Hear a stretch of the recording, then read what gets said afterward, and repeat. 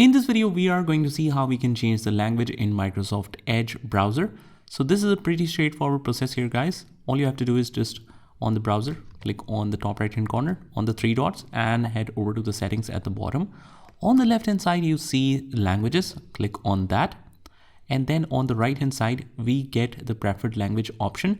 It is by default set to English United States, but let's say that we want to add a new language.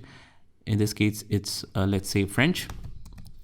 So we add French here, we click on add, and after that you can just click on these three dots on this and select move to the top, and after that you can choose to display Microsoft Edge in this language, but as you move to it to the top, it will automatically show up in that language.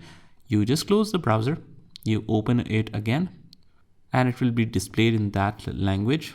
But if not, like in this case, we just move it a little down and choose this option, display in this language, restart this once, and now as you can see, everything is changed to French, and that is how it works. I hope you found this video helpful, and if you did, hit the like button and subscribe to our channel, and I will see you in the next one.